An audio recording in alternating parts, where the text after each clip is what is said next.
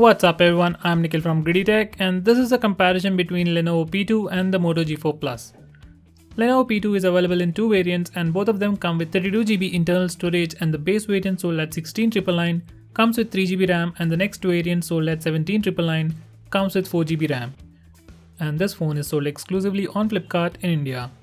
Moto G4 Plus is also available in two variants, one with 2GB RAM and 16GB internal storage sold at 11,500 rupees, and another variant with 3GB RAM and 32GB internal storage sold at 13,999, and this phone is sold exclusively on Amazon.in. Both the phones have dual SIM support with VoLTE, no memory management issues. We have all the basic sensors including notification LED, OTG support. We have gyroscope on both the phones to watch VR content, but in terms of sensors, G4 Plus is missing compass and P2 doesn't.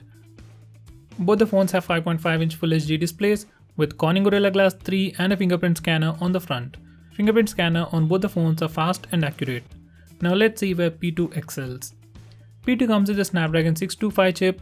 It's more powerful than G4 Plus, which comes with Snapdragon 617 chip, and it's power efficient and doesn't have any heating issues.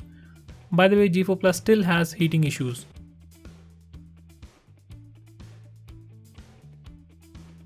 P2 comes with an AMOLED screen, and that's a great thing for anyone who is planning to use this device for media consumption. It's great for gaming, it's great for watching videos, it has better sunlight legibility, and it's more power efficient. Now G4 Plus also has a good display, but AMOLED displays are always better than normal displays. Now both the phones have fingerprint scanner on the front, but P2 has a multifunctional button with gestures. You can touch it to go back, touch and hold it to open recent tabs, press to go home, and press and hold it to open Google Now on tap. Now it's definitely fancy and you don't need it, but it offers you a slightly new way of interacting with your phone.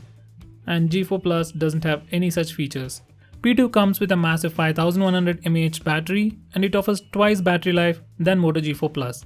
Now you might wonder how. That's because P2 comes with an AMOLED display and a power efficient processor. That's why you get twice the battery life on P2. P2 gives you a screen on time of 10 to 11 hours and G4 Plus gives you a screen on time of 3 to 4 hours. Now these numbers will change depending on your usage. Both the phones support fast charging and come with fast adapters. G4 Plus can get 80% charge in 90 minutes and P2 can get 80% charge in less than 90 minutes. Now 80% on both the phones is not the same thing because their battery sizes are different.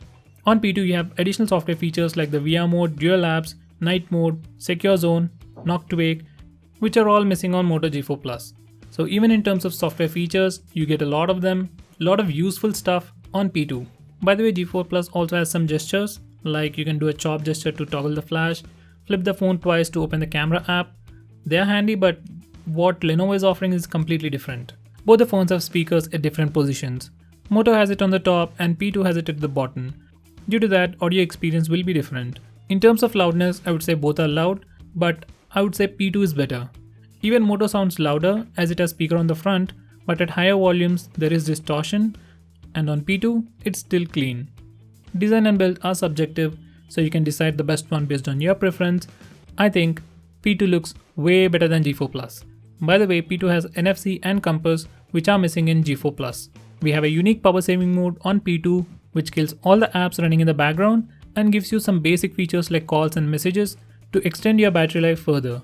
Normally you will never use it, but when you're low on battery and don't want your phone to die on you, this is a great option. Once again, we don't have any such feature on G4 Plus.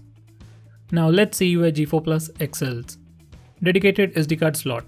This is a huge advantage for G4 Plus. We can use two SIMs and SD card all together. On P2 we have a nano SIM slot and a hybrid SIM slot, so you have to choose between dual SIMs or SD card. Now that's the only disadvantage of P2 when compared to G4 Plus.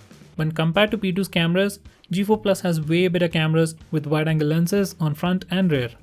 P2 has decent cameras but don't have wide-angle lenses on front. Obviously G4 Plus will be better for selfies, but it also heats up a lot while recording videos. It crosses more than 50 degrees after 5 minutes of video recording. Now that's the only disappointment with the G4 Plus, and probably the biggest one. G4 Plus is one of the few phones running Android Nougat.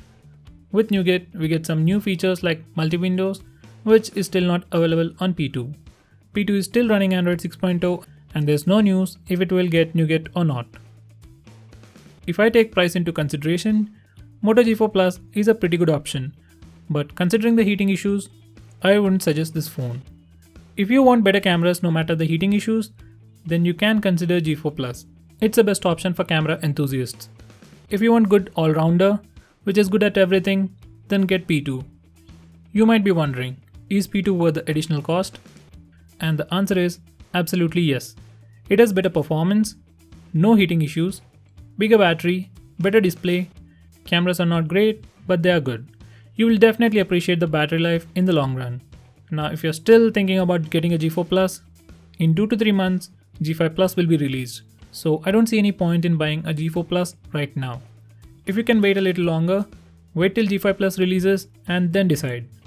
By the way, I have also made a video comparing Moto M and P2, so check that out if you are considering Moto M.